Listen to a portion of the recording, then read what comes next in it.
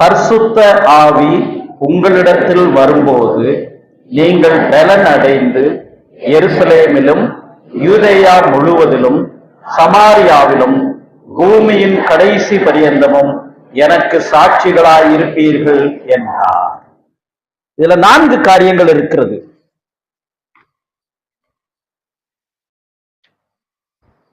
என்னன்னு சொன்னா, எப்படி, பொதுவா எல்லாத்துக்குமே கொஸ்டின்ஸ் இருக்குது. எப்படி என்ற ஒரு கேள்வி இருக்குது.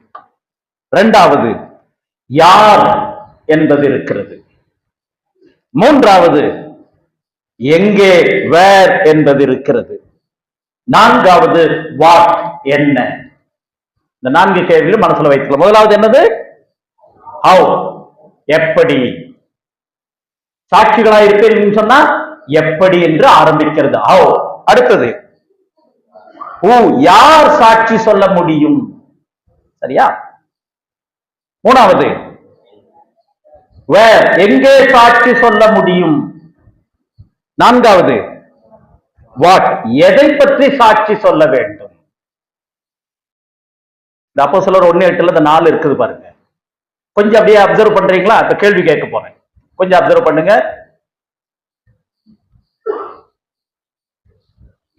கலர் என்ன ட்ரெஸ் போட்டிருக்கீங்களோ அதை வச்சு கூப்பிடலான் இருக்கிறேன். ரெடியா இருங்க. 4 கேள்வி. என்னென்ன கேள்வி? எப்படி சாட்சி சொல்ல வேண்டும். அடுத்தது யார் சாட்சி சொல்லுவார்கள். 3வது எங்கே சாட்சி சொல்லுவீர்கள். 4வது எதை குறித்து, என்னத்தை சாட்சி சொல்லுவீர்கள். இந்த 4 தான் தப்பு நடக்குது. நிறைய சபைகள்ல சாட்சி சொல்றேன்னு சொல்லிட்டு எந்திரிச்சிருவாங்க.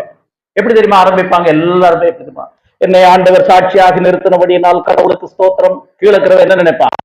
இந்த அம்மா வந்துருச்சு, இந்த ஐயா வந்துட்டாரு அப்படின்னு நினைப்பாங்க இல்லையா? சரி, எது தவறான சாட்சி என்றால் இந்த 4 அதோட சேர்ந்தது தான். எது சாட்சி அல்ல என்றால், முதலாவது எப்படி சொல்ல வேண்டும் என்பது சாட்சியாக இருக்கிறது. பொய் சாட்சிகளை இன்றைக்கு அதிகம். பொய் சாட்சிகள் தான் இன்றைக்கு பெருகி வருகிறார்கள். அப்ப என்பது நிறைய பேர் பயப்படுகிறார்கள். சாட்சி சொல்றதுக்கு எனக்கு முடியாதுங்க, எனக்கு சாட்சி சொல்ல தெரியாதுங்க. எனக்கு பயமா இருக்குது, பயப்படுகிற ஒரு டிமிடிட்டி. மோசே அப்படிதான் சொன்னான். ஆண்டவர் அவனை கூப்பிட்டார், நீ இஸ்ரவேல் ஜனங்களை கூப்பிடணும்னு சொன்ன போது, ஆண்டவரே நான் திக்கு வாயும் மந்தனாவும் உள்ளவன் சொன்னான். சரியா? அப்போ என்று சொன்னால், எப்படி என்று சொன்னால், நிறைய பேர் சொல்றது எனக்கு என்ன செய்ய முடியல, எனக்கு சொல்ல தெரியாது என்று சொல்லுகிறது. 2வது யார் என்று சொன்னால், நிறைய பேர் என்ன நினைச்சுக்கிறாங்க, குறிப்பா வாலிபர்கள் என்ன நினைச்சுக்கிறாங்கன்னா, சாட்சி சொல்றது பிரசங்கம் பண்ணுவதற்கு சமானம், அதனால எங்களால் முடியாது என்று சொல்லுவார்கள். நீங்கள் என்ன சொல்லுவீங்க?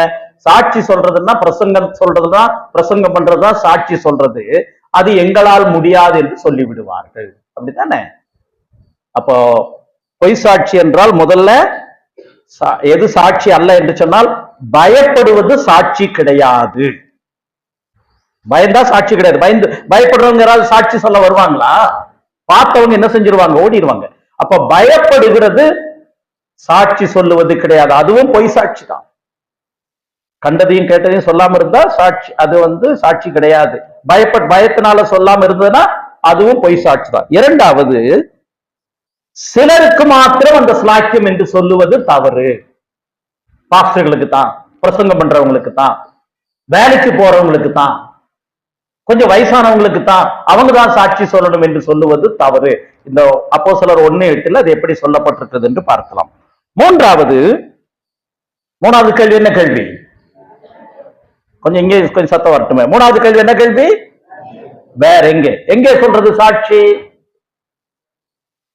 ஞாயிற்றுக்கிழமை சபைக்குள்ளே சொல்லுவது அல்ல சாட்சி. நிறைய பேர் என்ன நினைச்சுக்கிறாங்க, நான் சபையில சாட்சி சொன்னேன், அதுக்கு பேர் சாட்சியே கிடையாது. சபைக்கு வர்றதே சாட்சி. சரியா? சபையில சாட்சி சொல்றேன், சபையில சாட்சி சொன்னேன், தவறு கிடையாது அது. ஆனால் அதுதான் சாட்சி என்பதற்கு முகாந்திரம் இல்லை. வேர் ஆண்டவர் என்ன தெரியுமா சொன்னாரு? எருசலேம் துவங்கி அந்த வசனத்திலே இருக்குது. அதை நம்ம மறுபடியும் பார்க்க போகிறோம். நான்காவது, எதை சாட்சியாக சொல்லுவது? வாட், இல்லையா? பொய்யான சாட்சி என்ன? பொய் சாட்சி என்ன தெரியுங்களா? தங்களுடைய அனுபவத்தை சொல்லுவது சாட்சி கிடையாது. நிறைய பேர் எது சொல்றாங்க? தங்களுடைய அனுபவத்தை சொல்லுகிறார்கள். கனவு பார்த்தேன், எனக்கு ஆண்டவர் பைக் கொடுத்தாரு. பைக் கொடுக்கிறது சாட்சின்னா நிறைய பேர் 3 பைக் வச்சுட்டு இருக்கிறானே. பைக் ஆண்டவர் கொடுத்தாரு, கார் கொடுத்தாரு, அதனால நான் ஆண்டவருக்கு சாட்சினா கார் கம்பெனிக்காரன் என்ன சொல்றது? அப்ப சாட்சி என்பது எது என்பது முக்கியம். எதை மையமாக வைத்தது சாட்சி. அப்ப இந்த 4 கேள்வி, மறுபடியும் இந்த 4 கேள்வியை ரிப்பீட் பண்ணலாம். முதல்ல என்னங்க? ஹவ், எப்படி சொல்ல வேண்டும், பயம் இருக்கக்கூடாது. இரண்டாவது, யார், குறிப்பிட்ட சிலரா, இல்லை, சரியா? மூணாவது, எங்க, சபைக்குள்ளே அல்ல. சபைக்குள்ள வர வழி இல்லாம எல்லாம் கேட்டு உட்காந்துருப்பாங்க, அப்படியே சீக்கிரம் சாட்சியை முடிக்கணும் அப்படின்னு. வெளியில போய் நீங்க சொல்லி பாருங்க, என்ன கிடைக்கும்? உங்களை சேர்த்திக்க மாட்டான், சரியா? வேர். நான்காவது, வாட், எதை சொல்ல வேண்டும், உடைய அனுபவத்தை அல்ல. சமீபத்தில் நீங்க எல்லாம் யூடியூப் பார்த்திருப்பீங்க.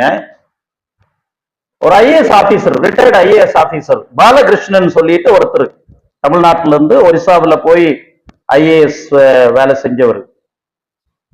அவர் ஒரு சாட்சி கொடுத்தார். யாரை பற்றி என்றால், கொடூரமாக எரித்துக் கொல்லப்பட்ட கிரஹம் ஸ்டெயின்ஸனுடைய அவரை பற்றியும் அவருடைய 2 பையன்களை பற்றியும் சாட்சி சொன்னார். அதுதான் சாட்சி. அவரா சொல்லிக்கல, அவங்க சொல்லிக்கல, இவர் சொல்றாரு. ஒரு ஐஏஎஸ் அதிகாரி, ரிட்டையர்டான ஆபீசர், அவர் இவர்களை பத்தி சொல்றாரு. அந்த சம்பவம் இன்றைக்கும், இந்த இன்டர்வியூ ஒரு மாசத்துக்கு முன்னாடி ரெக்கார்ட் பண்ணியிருக்காங்க. அவர் இது எப்ப நடந்தது? கிட்டத்தட்ட 15-20 வருஷம் ஆயிடுச்சு, சரியா ஞாபகம் இல்லை, மன்னிக்கவும். இன்றைக்கும் அது எனக்கு மாறாத வடுவாக இருக்கிறது. எப்படி அவரை கொலை செய்ய முடியும், அவருடைய வாழ்க்கையை பார்த்து எப்படி கொலை செய்ய முடியும் என்று சொன்னார். இந்த செய்தியினுடைய இறுதியில் அதுதான் பார்க்க போறோம். சாட்சிங்கிறது என்ன தெரியுமா? அது 2 வகையில பார்க்க போறோம். சரி, இப்போ 4 கேள்வியை சொன்னோம். மறுபடியும் அதை ஞாபகப்படுத்திக்கலாம். அப்போஸ்தலர் 1ஆம் அதிகாரம் 8ஆம் வசனத்துல 4 கேள்விகள் வருகிறது. முதலாவது என்னது? எப்படி சாட்சி சொல்ல வேண்டும். இரண்டாவது, யார் சாட்சி சொல்ல வேண்டும், சாட்சி சொல்ல வேண்டும் முடியும். மூன்றாவது, எங்கே சாட்சி சொல்ல வேண்டும், சாட்சி சொல்ல முடியும். நான்காவது, எதை பற்றி சாட்சி சொல்ல வேண்டும், சொல்லக்கூடும். இப்ப பார்க்கலாம். அப்போஸ்தலர் 1:8 அந்த 4 இருக்குதான்னு பாருங்க. அந்த 4 கேள்வி இருக்குதான்னு பாருங்க. பரிசுத்த ஆவி உங்களிடத்தில் வரும்போது, ஹவ் என்று சொன்னால் எப்படி முடியும் என்றால், பரிசுத்த ஆவியானவர் உங்களிடத்தில் வரும்போது. இது மிக முக்கியமானது. நம்முடைய சபைகள்ல பரிசுத்த ஆவியானவரை பற்றி தெளிவா போதிக்கிறோம். வெளியில பரிசுத்த ஆவியானவரை எப்படி தப்பா போதிக்கிறாங்கன்னு தெரியும் உங்களுக்கு. அதை நம்ம பார்க்க போறோம். பரிசுத்த ஆவி உங்களிடத்தில் வரும்போது எப்படி நாம் சாட்சி சொல்ல வேண்டும்? how do we witness? எப்படி சாட்சி சொல்லுகிறோம்? பலத்தினாலே. எப்படிப்பட்ட பலத்தினாலே? பரிசுத்த ஆவியானவருடைய பலத்தினாலே. தம்பி மாதிரி இங்க வந்த உடனே, அல்லாட்டி இந்த கேம்பினுடைய டாபிக் இல்லாட்டி தலைப்பை கேட்ட உடனே நீங்க என்ன நினைச்சிருப்பீங்க? நான் எப்படிங்க சாட்சியா இருக்க முடியும், எனக்கு பேச தெரியாது, எனக்கு பைபிள் இருந்து வசனம் சொல்ல தெரியாது, எனக்கு ஃப்ரெண்ட்ஸை பார்த்தா பயம், என்னை ஒதுக்கிடுவாங்களான்னு பயம், நான் எப்படி சாட்சி சொல்றதுன்னா, நீங்க சாட்சி சொல்ல முடியாதுங்கிறதா பைபிளும் சொல்லுது. பரிசுத்த ஆவி உங்களிடத்தில் வரும்போது நீங்கள் பலன் அடைவீர்கள். அப்படித்தான் சாட்சி சொல்ல முடியும். how? through the power of the Holy Spirit. சரியா? ரெண்டாவது எங்க? யார்? நீங்கள். பரிசுத்த ஆவி உங்களிடத்தில் வரும்போது நீங்கள்னா யாரு? சீஷர்கள். அங்க அப்போஸ்தலர்கள் ஒரு வகையில சீஷர்கள். இப்ப நம்ம படிக்கும் போது நீங்கள்னா யாரு? நம்ம எல்லாருமே. ஒரு சிலர் மாத்திரமல்ல, பாஸ்டர் வேலை, பிரசங்கியார் வேலை, பைபிளை படிச்சு கரைச்சு குடிச்சவங்க வேலை, அப்படி யாருமே கிடையாது. சரியா? பயப்படாதீங்க. நிறைய பேர் தப்பிக்கிறதுக்கு ஒரு வழி என்ன தெரியுமா? பைபிளை கரைச்சு குடிச்சா தான் நான் சாட்சியா இருக்க முடியும். பைபிளை யாரும் கரைச்சு குடிக்க முடியாது. நீங்கள் முதல்ல பரிசுத்தாவின் இடத்துல வரும்போது நீங்கள் பலன் அடைந்து, இரண்டாவது யாருங்கிற கேள்வி யாரு? நீங்கள்னா யாரு? ஒவ்வொருவரும். நான் அப்படின்னு எழுதிக்கணும். நான். நீங்கள் பலன் அடைந்து பரிசுத்தாவின் வரும்போது நீங்கள் பலன் அடைந்து எருசலேமிலும் எங்க ஆரம்பிக்குதுங்க? எருசலேம். அடுத்தது எங்க இருக்குது? யூதேயா முழுவதிலும், சமாரியாவிலும், பூமியின் கடைசி விரியந்தமும். ஒருத்தர் நல்ல விளக்கம் கொடுத்தார், ரொம்ப அருமையா விளக்கம் கொடுத்தார். சர்ச்சுக்குள்ள இல்லைன்னு சொல்லிட்டேன், சர்ச்சில் ஆரம்பிக்கலாம், எருசலேம் சொல்லிக்கலாம், ஓரளவுக்கு அருமையான விளக்கம் கொடுத்தார். அந்த 4க்கும் எருசலேம் என்பது உங்களுடைய வீட்டுல, யூதேயா என்பது உங்களுடைய ஃப்ரெண்ட்ஸ், உங்களுடைய ரிலேட்டிவ்ஸ், சமாரியா என்பது எதிரிகள். சமாரியாவுக்கு யூதர்களுக்கும் ஒத்து வராது, உங்களுக்கு தெரியாது. நம்ம சபைகள்ல கற்றுக் கொடுக்கப்படுகிறது, நிறைய சபைகள்ல இந்த மாதிரி சத்தியங்கள் கற்றுக் கொடுக்கப்படுதில்லை. சமாரியான்னா யூதர்களுக்கு அவங்களுக்கும் ஒற்றுமை கிடையாது, ஐக்கியம் கிடையாது. உங்களை பகைக்கிறவர்கள், உங்களுக்கு எதிராக இருக்கிறவர்கள், உங்களை விரும்பாதவர்கள். பூமியின் கடைசி பரியந்தம்னா அறிமுகம் இல்லாதவர்கள். சரியா? அப்ப சர்ச்சுக்குள்ள சாட்சி சொல்றதா? சர்ச்சுக்குள்ள சாட்சி சொல்றது ரொம்ப ஈஸி. அதனால நம்ம பாப்டிஸ்ட் சபையில சாட்சி என்பது ரொம்ப கேர்ஃபுல்லா நம்ம ஹேண்டில் பண்றோம். ஏன்னா அவங்க அனுபவத்தை சொல்லிட்டு இருப்பாங்க, அவங்களுடைய கோட்பாடு எல்லாம் சொல்லிட்டு இருப்பாங்க. ஒருத்தர் சாட்சி சொல்லுவார், 2 அடி நேற்று கடவுள் என்னை காப்பாற்றினார், 2 படிக்கட்டில் இருந்து கீழே விழுந்தேன், கடவுள் என்னை காப்பாற்றி விட்டார். சரி, சாட்சி. அடுத்த வாரம் ஒருத்தர் வந்து, என்னை 1 அடி படிக்கட்டில இருந்து ஆண்டவர் என்னை காப்பாற்றி விட்டார்னா அங்க இருக்கிறவன் என்ன நினைப்பான்? போன வருஷ சாட்சியே நல்லா இருந்தது, 2 படிக்கட்டு. இந்த வாரம் எத்தனை சொல்லி இருக்கணும்? இவங்க 3 படிக்கட்டுன்னு சொல்லியிருந்தா நாங்க பிரைஸ் எல்லாம் சொல்லி இருப்போம், 2 சொல்லிட்டாரு, வேண்டாம். அப்ப இவர் எத்தனை சொல்ல வேண்டிய கட்டாயத்தில் இருக்கிறாரு? 3 அல்லது 4 படிக்கட்டுல இருந்து விடுந்தன்னு சொல்றதுக்கு. அதுல பொய்யும் பித்தலாட்டமும் சேர்ந்து வரும். அனுபவம் சாட்சி அல்ல. எருசலேமிலும், யூதேயா முழுவதிலும், சமாரியாவிலும், பூமியின் கடைசி வரையிலும். எங்கே? 4வது எதை பற்றி சாட்சி? 4வது கொஸ்டின் என்னங்க? வாட்? எதை பற்றி? எனக்கு சாட்சிகளாயிருப்பீர்கள். அந்த வார்த்தை பாருங்க கடைசியில, எனக்கு சாட்சிகளாயிருப்பீர்கள். எதுக்கு சாட்சிகள்? இப்ப ஆண்டவர் என்ன ஆயிட்டாரு? உயிர் தெழுந்துட்டாரு. நீங்க அப்போஸ்தலர் முழுவதும் படி பாருங்க. உயிர்த்தெழுதலை குறித்து சாட்சி, உயிர்த்தெழுதலை குறித்து சாட்சி. என்னை குறித்து ஆண்டவர் இப்ப உயிர்த்தெழுந்துதான் இந்த சீஷர்களோடு இந்த வார்த்தையை பேசுறாரு. இப்ப அவர் இறந்து போயிருந்தாருன்னா அவரை பத்தி சாட்சி கிடையாது. என்னை குறித்து சாட்சி கொடுங்கள், ஆண்டவர் உயிர்த்தெழுந்துட்டாரு. உயிர்த்தெழுதலை குறித்து சாட்சி, கிறிஸ்துவை குறித்து சாட்சி. இந்த 4 கேள்விகளைத்தான் நாம் பார்க்கிறோம். அப்போ எப்படிப்பட்ட சாட்சிகள் என்று பார்க்கலாம். சாட்சிகளை பற்றி வேதம் சொல்லுகிற 2 அடையாளங்களை பார்க்கலாம். சாட்சி என்றால் வேதம் பழைய ஏற்பாட்டிலும் புதிய ஏற்பாட்டிலும் கொடுக்கிற 2 அடையாளங்கள். யாராவது கெஸ் பண்ண முடியுமா? நம்ம இதுலயுமே நல்ல அருமையா டிசைன் பண்ணி இருக்கிறாங்க. வெளிச்சம், வெரி குட். இன்னொன்று, 2 வகையிலே நாம் சாட்சிகளா இருக்க அழைக்கப்படுகிறோம். ஒன்று என்னங்க? Very good, thank you thank you. உப்பு, வெளிச்சம். உப்பு, வெளிச்சம். மற்ற 5ஆம் அதிகாரத்திற்கு வருவோம். அதுல கொஞ்சம் முக்கியமான பாடங்களை படிக்க இருக்கிறோம். சாட்சி என்பது வேதம் நமக்கு வலியுறுத்துவது 2 வகையிலே. நீங்கள் உப்பாக இருக்கிறீர்கள், நீங்கள் உலகத்துக்கு வெளிச்சமாய் இருக்கிறீர்கள். 13ஆம் வசனம், பூமிக்கு ஒப்பாய் இருக்கிறீர்கள். 14ஆம் வசனம், உலகத்துக்கு வெளிச்சமாய் இருக்கிறீர்கள். Salt and light.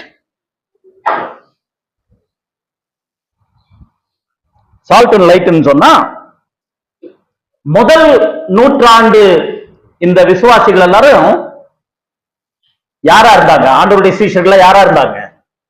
முக்கியமான என்ன வேலை செஞ்சிட்டு இருந்தவங்க? என்ன வேலை? மீன் பிடிக்கிற வேலை. Very good. இன்றைக்கு இருக்கிறது போல மீன்களை பதப்படுத்துவதற்கு ஃப்ரிட்ஜ் எல்லாம் கிடையாது, ரெஃப்ரிஜரேட்டர் கிடையாது, நவீன வசதிகள் கிடையாது. அப்போ உப்பை வைத்துத்தான் அவர்கள் தாங்கள் பிடித்த மீன்களை பாதுகாத்தார்கள். அப்ப உப்பு அவர்களுக்கு மிக முக்கியமானது. அனுதின வாழ்க்கையிலே உப்பு மிக மிக அவசியம். சரிங்களா? அடுத்தது வெளிச்சம் என்பது இன்றைக்கு இருப்பது போல சோபசிகேட்டடா நம்ம கையிலேயே நம்ம செல்லையே டார்ச் வச்சிருக்கிறோமே, அந்த மாதிரி எல்லாம் கிடையாது. ஒரு ஊருக்கு போக வேண்டும் என்று சொன்னால் ஊரினுடைய என்ட்ரன்ஸ்ல இல்லாவிட்டாத பகுதியில உயரமான இடத்துல ஒரு விளக்கு இருக்கும். அதை பார்த்துதான் நம்ம ஊர் பக்கம் வந்திருக்கிறோம் அப்படின்னு கொஞ்சம் தெம்படைந்து அந்த இடத்துக்கு போவார்கள். இந்த ரெண்டும், ஒன்று உப்பு அவர்களுடைய அனுதின வாழ்க்கையினுடைய சாரம்சம், பிரயாணம் செய்யும் போது வெளிச்சம் அவர்களுக்கு மிக மிக முக்கியம். அதுதான் நம்முடைய ஆண்டவர் இந்த ரெண்டு ஓமானத்தை சொல்றாரு. நீங்கள் பூமிக்கு உப்பாயிருக்கிறீர்கள். அந்த வார்த்தை ரொம்ப அழுத்தமான வார்த்தை, நம்ம அதை பார்க்கலாம். 13ஆம் வசனம், நீங்கள் பூமிக்கு உப்பாயிருக்கிறீர்கள். 14ஆம் வசனத்துல, நீங்கள் உலகத்துக்கு வெளிச்சமாயிருக்கிறீர்கள். ஏன் முதல்ல உப்ப சொல்லிட்டு ஏன் வெளிச்சத்தை சொல்றாரு ஆண்டவரு? உப்பு நீங்கள் யாராயிருக்கிறீர்கள் பற்றி உப்பு சொல்லுகிறது. உப்பு இல்லாத பண்டம் குப்பையில. அப்ப சாட்சின்னு என்ன அர்த்தம் தெரியுமா? வாயில சொல்றது அல்ல, அதற்கு முன்பு நீங்கள் யாராயிருக்கிறீர்கள் என்பது முக்கியம். உப்பு அதை சொல்லுகிறது. அருமையான தம்பி தங்கச்சிமார, எனக்கு சாட்சி சொல்ல வராது, சாட்சி பேச வராது, ஏன்னா யாரை பார்த்தா பயம், இப்படி எல்லாம் சொல்லிட்டு தப்பிப்பதற்கு வேதத்திலே இடம் கிடையாது. நம்ம செய்ய முடியாத பைபிள் சொல்லாது. நம்ம செய்ய முடிஞ்சதை, செய்யக்கூடியதை கடவுளுடைய வார்த்தை சொல்லுகிறது. நீங்கள் பூமிக்கு உப்பா இருக்கிறீர்கள். உப்பு என்பது உங்களுடைய தனிப்பட்ட வாழ்க்கை எப்படிப்பட்டது என்பதை சொல்லுகிறது. Your inner life. உப்பு வெளியில தெரியுமா? மறைஞ்சிருமா? மறைஞ்சிரும். உப்பு அப்படியே அந்த பதார்த்தத்தை மெருகூட்டுகிறது. அப்ப உப்பா இருக்கிறீர்கள் என்றால் who you are. வெளிச்சம் என்பது what you do, நீங்கள் என்ன செய்கிறீர்கள் என்பது வெளிச்சம். வெளிச்சம் நீங்க விளக்க கொளுத்தி, பைபிள்லயே இருக்குது, விளக்க கொளுத்தி எங்க வைக்க மாட்டாங்க, புஷல் அந்த மரக்காலுக்குள்ள வச்சு மறைச்சு வைக்க முடியுமா? வெளிச்சம் என்றால் என்ன இருக்கணும்? வெளியில தெரியணும். இதுலதான் கீழே சொல்றாரு, இப்படி விதமாய் மனுஷர் உங்கள் நற்கிரியைகளை கண்டு பரலோகத்தில் இருக்க உங்கள் பிதாவை மகிமைப்படுத்தும்படி உங்கள் வெளிச்சம் பிரகாசிக்க கடவுது. அப்ப வெளிச்சம் வெளியில, உப்பு உள்ள. அதுதான் ஆண்டவர் இந்த ரெண்டு ஓமைகளை நமக்கு கற்றுக் கொடுக்கிறார். இப்போ சாட்சிகள் என்பது, சாட்சியாய் இருப்பது என்பது, சாட்சிகள் என்பது, மறுபடியும் வருவோம். நம்முடைய தலைப்புல 4 கேள்விகள் வருகிறது. அந்த கேள்வியை மறுபடியும் வரிசைப்படுத்தலாம். முதல் கேள்வி என்ன? ஹவ், எப்படி சாட்சி சொல்ல முடியும்? நீங்களால சாட்சி சொல்ல முடியாது. பரிசுத்தாவியர்கள் வரும்போது பலன் அடைந்து. இரண்டாவது, யார்? யாருன்னா யாரு? நாங்கள் வேண்டாம், நாங்கள் அப்படியே சொல்லிட்டா, இதுல கிணத்துல பால் ஊத்துற கணக்கு தெரியுமா? ஒரு ராஜா என்ன சொன்னார்னா, அந்த ஊர்ல பெரிய டேம் கட்டுறதுக்கு, தண்ணி வர்றதுக்கு டேம் கட்டலாம்னு சொல்லிட்டு, டேம் கட்டுறதுக்கு நீங்க எல்லாம் என்ன செய்வீங்க, நைட்டு 12 மணியிலிருந்து 3 மணி வரைக்கும் அந்த ஊர்ல ஒரு சின்ன கிணறு இருக்குது. அந்த கிணத்துல ஒரு குவளை பால் கொண்டு போய் அந்த இதுல ஊத்துங்க, நாளை காலைல அபிஷேகம் செய்யலாம்னு சொல்லி அனௌன்ஸ்மெண்ட் கொடுக்குறாரு. ஒருத்தர் யோசித்தாரு, ஊரில் இருக்கிற 400 பேரு பாலை ஊத்துறான், நான் மாத்திரம் தண்ணி ஊத்துனா தெரியவா போகுதுன்னு எதை எடுத்துட்டு போறான், தண்ணியை தூக்கிட்டு போனான். பக்கத்து வீட்டுக்கார இவனை விட ஸ்மார்ட் இல்லையா? அவன் என்ன யோசித்தான், ஊர்ல 400 பேர் பால் ஊத்துறானே, நான் ஒருத்தன் தண்ணி ஊத்துனா தெரிய போதான்னு அவன் எதை தூக்கிட்டு போறான், தண்ணியை தூக்கிட்டு போறான். 3வது வீட்டுக்கார இவனை விட அவன் சாமர்த்தியசாலி. ஊர் இருக்கிற எல்லாரும் பால் ஊத்துவான், நான் தண்ணி ஊத்துனா தெரியவா போகுதுன்னு. அடுத்த நாள் ராஜா வந்து பார்த்தாரு, கிணத்துல என்ன இருந்தது? தண்ணி தான் இருந்துச்சு. நம்ம சாட்சி சொல்றதுக்கு தப்பிக்கிறதுக்கு ஒரு பெரிய விஷயம் என்ன தெரியுமா? எனக்கு பேச தெரியாதுங்க, எனக்கு சாட்சி சொல்ல தெரியாது, சாட்சியா இருக்க தெரியாது. பரிசுத்த ஆவி உங்களிடத்துல வரும்போது நீங்கள் பலன் அடைவீர்கள். நம்புறீங்களா? பைபிள் சொல்லுது, நம்பணும், ஏற்றுக்கொள்ள வேண்டும். அப்போ ஹூ, ஹவு, எப்படி. இரண்டாவது யார், யாருன்னா யாருன்னு சொல்லணும், நான். மூன்றாவது எங்கே, சர்ச்சுக்குள்ளையா? சர்ச்சுக்குள்ள சாட்சி சொல்றது ஈஸி. குடும்பத்திலிருந்து, ஃப்ரெண்ட்ஸ் ரிலேட்டிவ்ஸ்ல இருந்து, நம்மை விரும்பாதவர்கள் எதிர்க்கிறவர்களிலிருந்து, தெரியாதவர்கள் அறிமுகமானவர்கள் வரைக்கும் போக வேண்டும். கடைசி இன்னொரு கேள்வி என்னது? வாட், எதை பற்றி சாட்சி? என்னுடைய அனுபவத்தை பத்தி அல்ல. எதை பற்றி சாட்சி? உயிர்த்தெழுந்த கிறிஸ்துவனுடைய வல்லமை. நல்லா புரிஞ்சுக்குங்க. ஏன்னா எனக்கு சாட்சிகளா இருப்பேன்னு யார் சொன்னது? உயிர்த்தெழுந்த ஆண்டவர் சொன்னார். அப்போஸ்தலர் நடவடிக்கைகள் முழுவதும் சாட்சிகள் எப்படி சாட்சிகளா இருந்தார்கள். இரண்டாவது செய்தியில ஒரு சாட்சியை நாம் பார்த்து இருக்கிறோம்.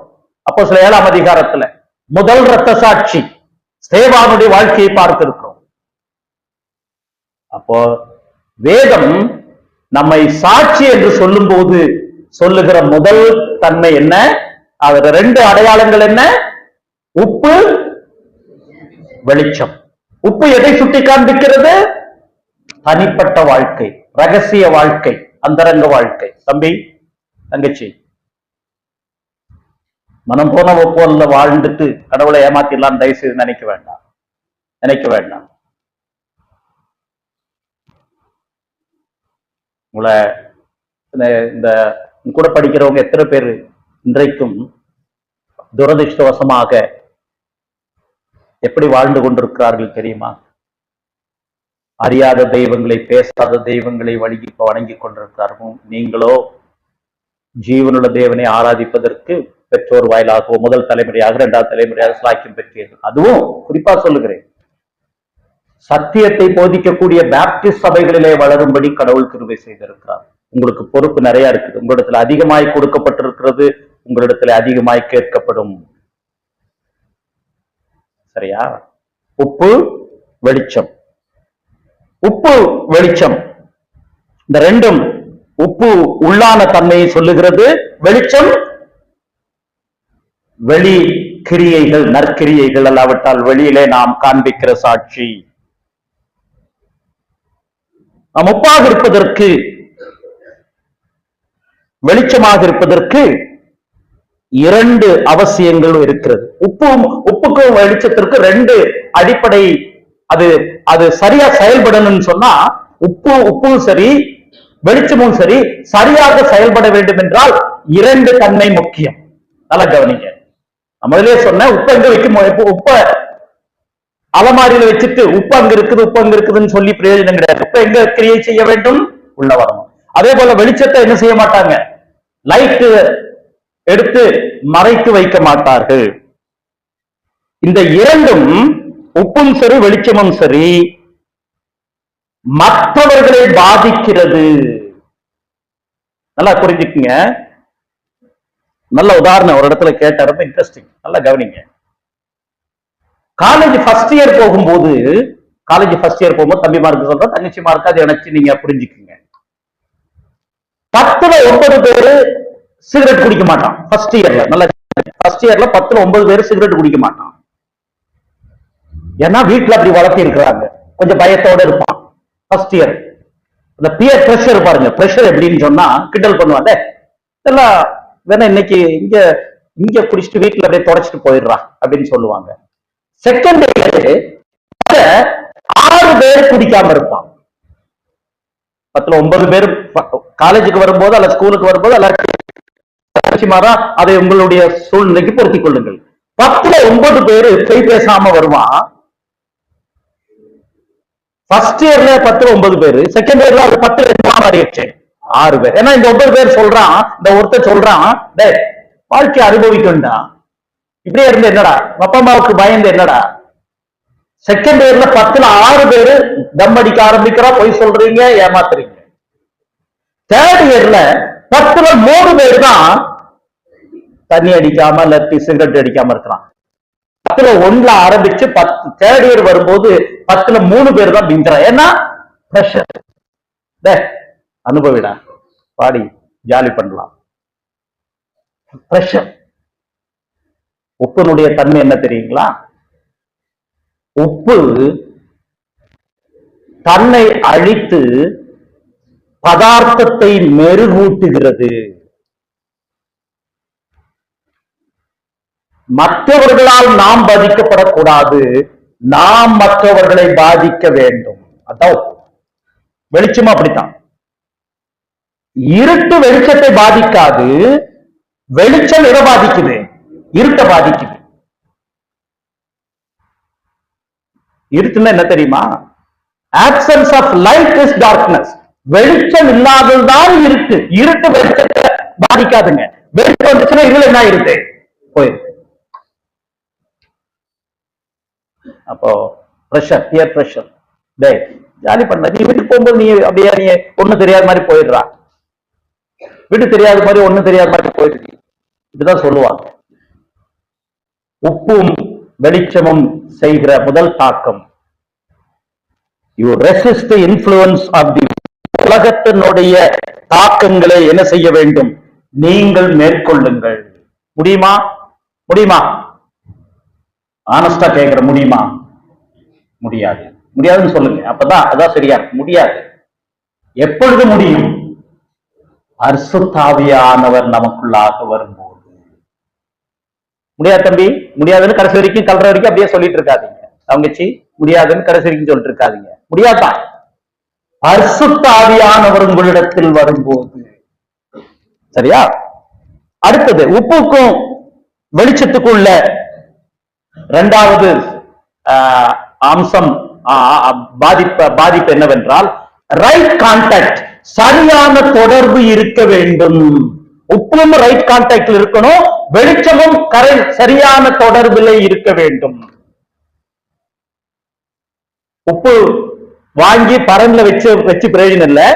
சரியான அளவிலே சரியான விதத்திலே உப்பு பதார்த்தத்திலே சேர்க்கப்பட வேண்டும். த ரைட் கான்டாக்ட், சரியான தொடர்பு. சால்ட்ட செல்ஃப்ல வச்சு பிரயோஜனம் கிடையாது. லைட்டை கொளுத்தி எங்க வைக்க கூடாது? கீழே மறைச்சு வைக்க முடியாது. சரியான இடத்திலே சரியான அளவிலே வைக்க வேண்டும். அப்பதான் அதனுடைய எஃபெக்ட். அப்படி பார்க்கும்போது சாட்சி என்பது 3 பேரோடு சம்பந்தப்பட்டது.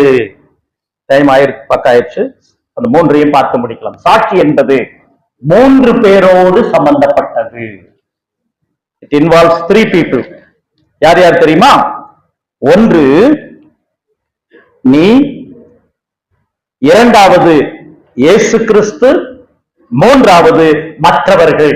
இந்த 3 பேரும் ஒரு சாட்சியிலே சம்பந்தப்படுகிறார்கள். குறைஞ்சது 2 சாட்சி வேணுங்கிறாங்க. 3 சாட்சி இருந்தா ரொம்ப நல்லது. 3 பேர் சாட்சியிலே சம்பந்தப்படுகிறார்கள். You, Christ and others.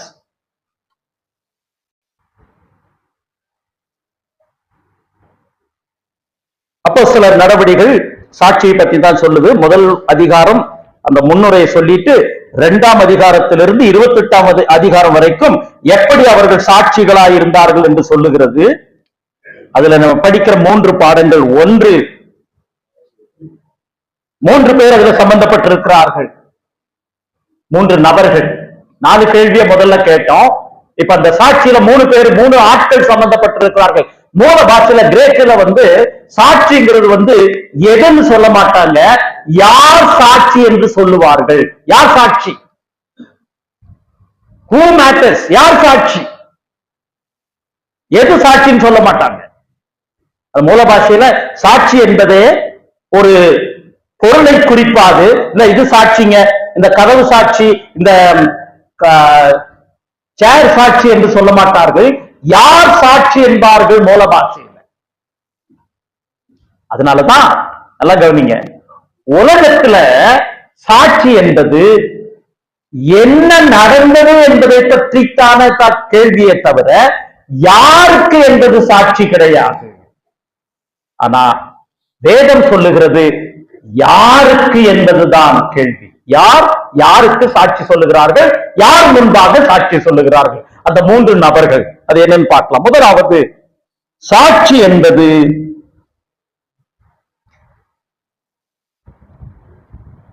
கிறிஸ்துவனுடைய உயிர்த்தெழுதலை மையமாக வைத்தது. கிறிஸ்துவை பற்றினதுன்னு சொன்னா கிறிஸ்துவனுடைய உயிர்த்தெழுதல். அப்போஸ்தலர் நடவடிக்கைகளில 31 முறை, நல்ல கவனிங்க, அப்போஸ்தலர் 28 அதிகாரத்துல 31 தடவை உயிர்த்தெழுதலுக்கு நாங்கள் சாட்சி, உயிர்த்தெழுதலுக்கு நாங்கள் சாட்சி என்று சொல்லுகிறார்கள். கிறிஸ்தவ விசுவாசமே ஏன் மற்றதெல்லாம் வித்தியாசமா இருக்குதுன்னு சொன்னா, இயேசு கிறிஸ்து பாவத்திற்காக மரித்து உயிர்த்தெழுந்தார். பாவத்திற்காக மரித்து உயிர்த்தெழு, அதுக்கு தான் சாட்சி. 31 முறை அது சொல்றாங்க. அப்ப எதற்கு நாம் சாட்சி? ஆண்டவருடைய உயிர்த்தெழு. அப்படின்னா உயிர்த்தெழுதல் என்ன தெரியுமா? அதான் முக்கியம். உயிர்த்தெழுதல் என்ன? நம்ம அங்க போய் பார்த்தோமா? பாலஸ்தீனத்துல கல்லறையில போய் அவரை பார்த்துட்டு வந்தா அது சாட்சியா? நான் கல்லறைக்கு போன நிறைய பேர் ஹோலி லேண்ட் டூர் போறேன்னு சொல்றாங்க. அது ஹோலி லேண்ட் கிடையாது, பைபிள் லேண்ட் என்ன சொல்லிக்கலாம். யாராவது ஹோலி லேண்ட் சொன்னா சொல்லுங்க. அது ஹோலி லேண்ட் கிடையாதுங்க, பைபிள் லேண்ட், வேதாகம நாடு, அதுல தவறு கிடையாது. ஹோலி லேண்ட்ல போய் ஆண்டவர் உயிர் தெழுந்தாருன்னு ஏதாவது ஒரு சின்ன செப்பல்கரை வச்சிருப்பாங்க, ஒரு அதை பார்த்துட்டு நாம் ஆண்டவருக்கு சாட்சி, அதை உயிர் தெழுதலை குறித்து சாட்சி. உயிர்த்தெழுதலின் வல்லமை, ஜீவன் உங்களுடைய வாழ்க்கையில கிரியை செய்ய வேண்டும், அதுதான் சாட்சி. 1-2 வசனங்களை பார்க்கலாம். உயிர்த்தெழுதலுக்கு சாட்சி 3 பேர் என்று பார்த்தோம். சாட்சியில 3 பேர், நீ, கிறிஸ்து, மற்றவர்கள். அப்போஸ்தலர் 1ஆம் அதிகாரம் 22ஆம் வசனம், நம்மிடத்தில் சஞ்சரித்த காலங்களில் எல்லாம் எங்களுடனே கூட இருந்த மனுஷர்கள் ஒருவன், நல்லா பாருங்க, நல்லா பைபிளை பாருங்க, அவர் உயிரோடு எழுந்ததை குறித்து எங்களுடனே கூட சாட்சியாக ஏற்படுத்தப்பட வேண்டும். நல்லா கவனி, முதலே சொல்லிட்ட, சொந்த அனுபவம் எல்லாம் சாட்சி கிடையாது. நீங்க அதான் சாட்சின்னு சொல்றாங்க. நீங்கள் எனக்கு சாட்சிகளா இருப்பீர்கள் என்று அப்போஸ்தலர் 1ஆம் அதிகாரம் 8ஆம் வசனத்திலே சொல்லப்பட்டது என்றால், சொந்த கதைக்கு சோக கதைக்கு இல்ல, அதை கேட்கறதுக்கு ஆள் கிடையாது. அவன் சொல்லுவான், உன்னுடைய கதையோட என்னுடைய கதை பெரிய கதைன்னு சொல்லிட்டு போயிட்டு இருப்பான். அதல்ல சாட்சி. இந்த வசனம் என்ன சொல்லுது? உயிர்த்தெழுதலை குறித்து சாட்சி சொல்லுவதற்காக. 31 முறைன்னு சொன்ன எல்லாவற்றையும் பார்ப்பதற்கு நேரம் இல்லை. 2ஆம் அதிகாரம் 32ஆம் வசனம், அந்த கோடிட்டு மாத்திரம் காண்பிக்கிறேன். 2ஆம் அதிகாரம் 32வது வசனம், இந்த இயேசுவை தேவன் எழுப்பினார், இதற்கு நாங்கள் எல்லாரும் சாட்சிகளாய் இருக்கிறோம். எதுக்கு சாட்சி? உயிர்த்தெழுதல். உயிர்த்தெழுதல் என்ன போய் பார்த்துட்டு வந்ததா? கல்லறை போய் பார்த்துட்டு வந்ததா? அது அல்ல. கல்லறையை பார்த்தவங்க கூட ஓடி ஒளிஞ்சிட்டாங்க, பயந்துட்டு இருந்தாங்க. அல்ல, அந்த உயிர்த்தெழுதல் கொண்டு வந்த வல்லமை, இயேசு கிறிஸ்துவை உயிர்த்தெழ வைத்த வல்லமை எனக்குள்ளும் கிரியை செய்கிறது. பரிசுத்த ஆவியானவருடைய பலன் அதுதான். பரிசுத்த ஆவியானவர் தான் இயேசு கிறிஸ்துவை உயிரோடு எழும்ப செய்தார். தம்பி நல்லா கவனிங்க. இந்த தலைப்பை கேட்ட உடனே வீட்டுல இருந்து புறப்படும் போது சரி, இங்க வரும்போது சரி, இது சாட்சிகளா இருப்பேன்னு சொன்னது வேற யாருக்கோ சொல்ல வர்றாங்க. ஏதோ வந்தோம், கொஞ்ச நேரம் சாப்பிட்டோம், ஜாலியா இருந்தோம். இந்த கேம்பஸ் நமக்கு பழக்கப்பட்ட கேம்பஸ், எந்த இடத்துல என்ன என்ன இருக்குதுன்னு தெரியும், எங்க ஒளியலான்னு தெரியும், எங்க விளையாடலான்னு தெரியும், எங்க எல்லாம் செய்யலாம்னு தெரியும். வந்துட்டு போயிட்டே இருக்கலாம், 2 நாள் ஜாலியா இருக்கலாம். தயவுசெய்து அப்படி நினைத்துக் கொள்ள வேண்டாம். இந்த கேம்ப எவ்வளவு கஷ்டப்பட்டு பல முயற்சிகள் ஆலோசனைக்கு பிறகு, பண செலவழித்ததற்கு பிறகு இந்த கேம்ப் ஆர்கனைஸ் செய்யப்பட்டிருக்கிறது. அதனால எனக்கும் சாட்சிக்கு சம்பந்தம் இல்லை என்று சொல்ல வேண்டாம். உன்னுடைய சொந்த கதையும் சோக கதையும் சொல்ற அளவுக்கு இங்க ஒண்ணுமே இல்லாது, அதுக்கு வேண்டிய அவசியம் கிடையாது. கிறிஸ்துவின் உயிர்த்தெழுதல், இயேசு கிறிஸ்து எனக்கு வர வேண்டிய தண்டனையை அவர் ஏற்றுக்கொண்டார். சிலுவையிலே அவர் எனக்காக மரித்தார், உயிர்த்தெழுந்தார், இன்றைக்கும் ஜீவனோடு இருக்கிறார். அந்த ஆண்டவருடைய உயிர்த்தெழுதலின் வல்லமைக்கு நான் சாட்சி. தங்கச்சி எத்தனை பேர் அந்த அனுபவத்தை பெற்றிருக்கிறீங்கன்னு தெரியல. அப்படி இல்லைன்னா அன்போடு அதே சமயத்தில் ஆணித்தரமாக வேண்டுகிறேன், இதை நீங்கள் அலட்சியப்படுத்த வேண்டாம். இது அவனுக்கு, இது அவளுக்கு, இது சர்ச்சில் கொஞ்சம் பேர் ஆக்டிவா இருக்கிறாங்க, அவங்களுக்கு தான் இது, எனக்கு பொருந்தாது என்று யாரும் இங்கே நினைக்க வேண்டிய அவசியம் கிடையாது. உயிர்த்தெழுதலின் வல்லமை உங்களுடைய ஆத்மாவை பலப்படுத்த முடியும். பரிசுத்தவான்களை பற்றி அடுத்து நம்ம படிக்கலாம். பரிசுத்தவான் எப்படி கிரியை செய்கிறார் என்று படிக்கலாம். தொடர்ந்து செய்திகளில் அது திரும்ப திரும்ப வருவதற்கு வாய்ப்பு உண்டு. அப்போ உயிர்த்தெழுதலின் வல்லமை குறித்து சாட்சி 3ஆம் அதிகாரம் 15ஆம் வசனம். ஏக சொல்ல வரேன்னு சொன்னா சாட்சி என்பதை என்னவென்று விளங்கிக் கொள்ள வேண்டும் என்பதற்காக. இன்னைக்கு சாட்சி சாட்சின்னு சொல்லி சாட்சியை கேவலப்படுத்துகிற ஒன்று, இன்னொன்று எனக்கு சாட்சியை சொல்ல தெரியாது என்று சொல்லுவது அவசியம் இல்லை. இங்க வந்திருக்கிற ஒவ்வொரு தம்பியும் ஆண்டவருக்கு சாட்சியா இருக்க அழைப்பதற்காக இந்த வாலிப முகாம் நடத்தப்படுகிறது. 3ஆம் அதிகாரம் 15வது வசனம். ஜீவாதிபதியை கொலை செய்தீர்கள், அவரை தேவன் மரித்தோரிலிருந்து எழுப்பினார், அதற்கு நாங்கள் சாட்சிகள். சரி, ஒரு கேள்வி கேட்கிறேன். இந்த உயிர்த்தெழுதல் என்று சொல்லுகிறோமே, அந்த உயிர்த்தெழுதல் என்ன கொண்டு வந்தது? உயிர்த்தெழுதல் நம்முடைய வாழ்க்கையை மாற்றி போடுகிறது. நம்முடைய பாவங்களுக்காக அவர் ஒப்புக் கொடுக்கப்பட்டும் நாம் நீதிமான்களாக்கப்படுவதற்காக அவர் உயிரோடு எழும்பி இருக்கிறார். தம்பி தங்கச்சி, உன்னால சாட்சியா இருக்க முடியாது, உண்மைதான். என்னாலே சாட்சியா இருக்க முடியாது, அதுதான் உண்மை. அதான் பைபிள் சொல்லுது. சத்தியம் சத்தியத்தை சொல்லுகிறது, சத்தியம் பொய் சொல்லாது. உங்களால் என்னால் சாட்சியா இருக்க முடியாது. பரிசுத்த ஆவியானவர் உங்களுக்குள்ளாக தங்கி வாசம் செய்யும் போது கிறிஸ்துவனுடைய உயிர்த்தெழுதலுக்கு சாட்சி. அவரை உயிரோடு எழுப்பினவர். அந்த உயிர்த்தெழுதுங்கிறதுல என்ன ஒரு முக்கியமான அம்சம், உங்களுக்கு சம்பந்தப்பட்ட ஒரு அம்சத்தை சொல்றேன். உயிர்த்தெழுதல் என்பது, நீ எல்லா கல்லறைக்கும் போங்க, கல்லறை என்றாலே எல்லாரும் பயப்படுற அளவுக்கு தான் இருக்குது. கல்லறைனாவே நிறைய பேருக்கு நடுக்கமா இருக்குது. கல்லறை, எல்லா கல்லறையும் அழுகி நாற்றம் எடுக்கிறது. இயேசு கிறிஸ்துவனுடைய கல்லறை, அந்த மத்தேயு, மார்க்கு, லூக்கா, யோவான்ல படிக்கிறோம், பிரகாசமாயிருந்தது. வாழ்க்கை நாற்றம் எடுக்கிறதுனா நாற்றம் எடுத்துக்கொண்டே இருக்கிறது. கல்லறையில இருக்கிற எலும்பு பாத்தீங்கன்னா அழுகிக்கொண்டே இருக்கும். ஒவ்வொரு நாளும் நீங்கள் மனம் திரும்புவதை கடத்தும் போது, தள்ளி வைக்கும் போது வாழ்க்கை நாற்றம் எடுக்க ஆரம்பிக்கிறது. உயிர்த்தெழுதலின் வல்லமை என்பது வேதத்திலே படிக்கிறோம், கிறிஸ்துவனுடைய கல்லறையிலே பிரகாசம் வந்தது. இயேசு கிறிஸ்துவை நீங்கள் மனம் திரும்பி விசுவாசத்தை ஏற்றுக்கொள்ளுவீர்கள் என்று சொன்னால் உங்களுடைய வாழ்க்கை பிரகாசமாக மாறும், மேலும் பிரகாசம் அடையும்.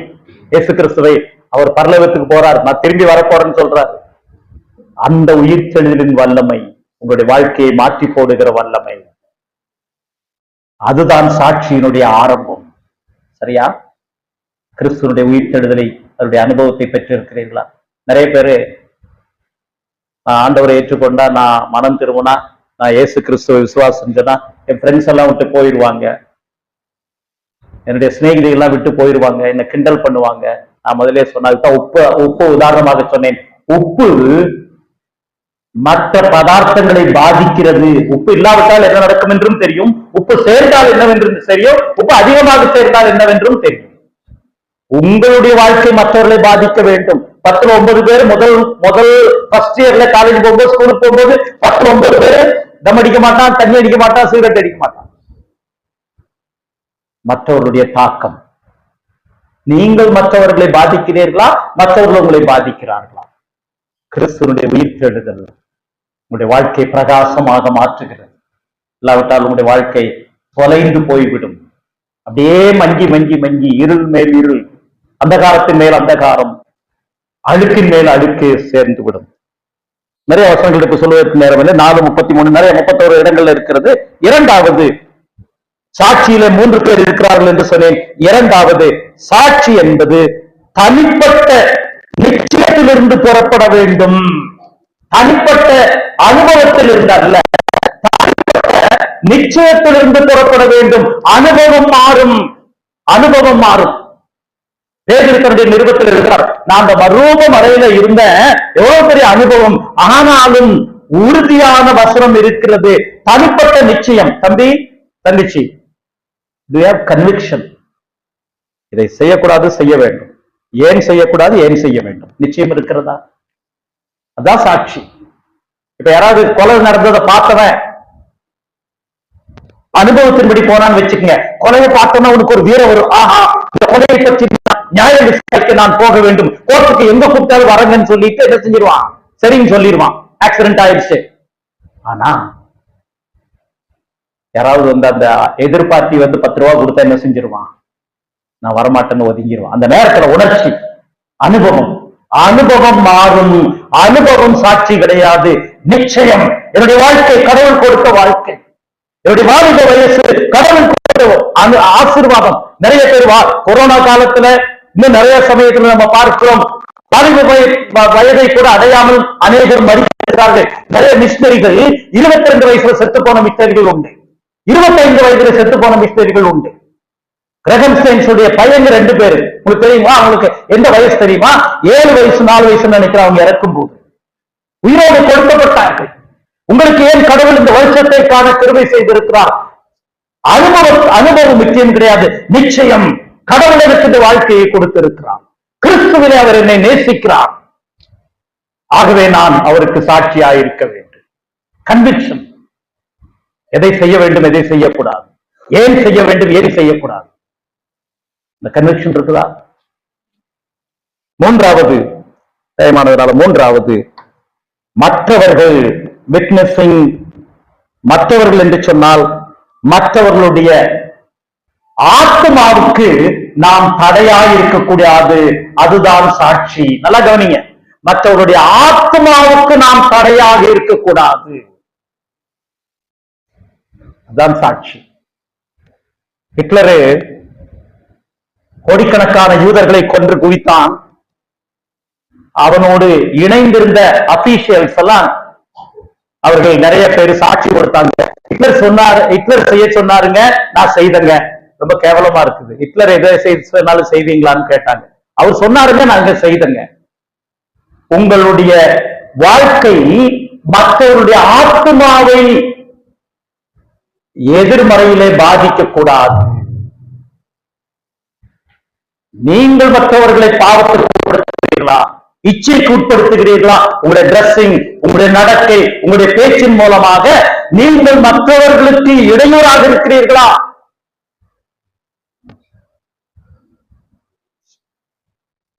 விட்னஸிங். மூன்றாவது நபர் அதுல யார் இன்வால்வ் ஆயிருக்கிறான்னு சொன்னா, சுவிசேஷத்திற்கு தடை இல்லாமல் நம்முடைய வாழ்க்கை இருக்க வேண்டும், ஆத்மாவுக்கு தடை இல்லாமல் நாம் இருக்க வேண்டும்.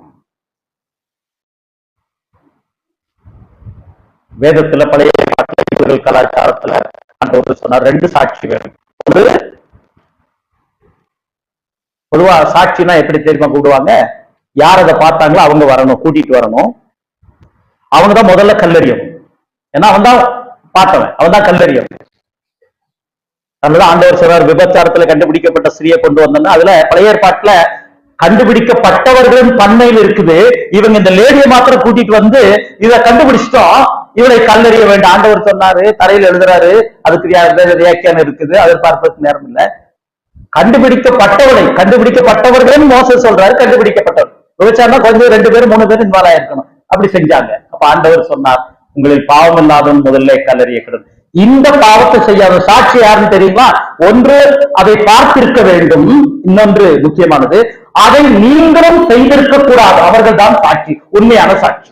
சாட்சிங்கிறவர் யாருன்னா அதை பார்த்திருக்கணும். பார்த்தது மாத்திரமல்ல, இப்ப ஒரு ஆக்சிடென்ட், ஒரு மர்டர் பார்த்துட்டா, ஒரு கொலையை பார்த்து விட்டான், சரி, அடுத்தது அவனுக்கு இன்னொரு குவாலிபிகேஷன் இருக்கும், அவனும் கொலை செய்திருக்க கூடாது. அப்பதான் அவன் ஆண்டவர் சொன்னாரு, உங்களிலே பாவம் செய்யாதவன் கல்லறியன், உங்களிலே இச்சை இல்லாதவன் வாழ்ந்தவன் கையை நீங்க பார்த்திருக்கீங்க, ஏற்றுக்கலாம். உங்களிலே இச்சை இல்லாதவன் கொலை செய்ய கிடையாது, முதல்ல பண்ணுங்கன்னு சொன்னாரு. ஒவ்வொருவராய் போய்விட்டார்கள். அதுல உங்களுக்கு ஒரு செய்தி இருக்கிறது. அந்த யோவான் அந்த பகுதியை போய் வீட்டுல போய் படிச்சு பாருங்க. சிறுவர் முதல் பெரியோர் மட்டும் போய்விட்டார்கள். தம்பி தங்கச்சிமார் ஜாக்கிரதையாக இருப்போம். சாட்சி என்பது 2 வகை. நான் என்னை குறித்து சாட்சி சொல்ல வேண்டும் என்றால் நான் விசுவாசி என்று என்னை சொல்ல வேண்டும். மற்றவர்கள் என்னை பற்றி சாட்சி சொன்னால் அதோ கிறிஸ்தவன் என்று நம்மை சொல்ல வேண்டும். நல்லா புரிஞ்சுக்கங்க. நான் கிறிஸ்தவன் நான் சொல்லக்கூடாது. நான் விசுவாசிக்கிறவன், இயேசு கிறிஸ்துவை உயிர்த்தெழுந்த ஆண்டவரை விசுவாசித்து மற்றவர்களுக்கு ஆத்மாவுக்கு தடையில்லாமல் வாழ்கிறவன் என்று சொல்லுவது என்னுடைய சாட்சி, என்னை பற்றிய சாட்சி, நான் சொல்லுகிற சாட்சி. மற்றவர்கள் நம்மை பற்றி என்ன தெரியுமா சாட்சி சொல்ல வேண்டும்? அதோ போகிறானே, அதோ போகிறாளே, மார்க் வாங்குறாளே, ஒரு விளக்கை ஆயிட்டாளே, அல்லாட்டி நல்லா விளையாடுறானே, நல்லா விளையாடலையே, அவள் கிறிஸ்தவன், கிறிஸ்தவன். மற்றவர்கள் நம்மை பார்த்து கிறிஸ்தவன் கிறிஸ்தவன் என்று சொல்ல வேண்டும். நான் நம்மை பற்றி என்ன சொல்ல வேண்டும்? நான் விசுவாசி, இயேசு கிறிஸ்துவை விசுவாசித்தவன், பரிசுத்த ஆவியானவர் எனக்குள் வாசமாயிருக்கிறார், உயிர்த்தெழுதலின் வல்லமை வெளிச்சம் எனக்குள்ளாக கிரியை செய்கிறது. தலைகளை தாழ்த்துவோமா?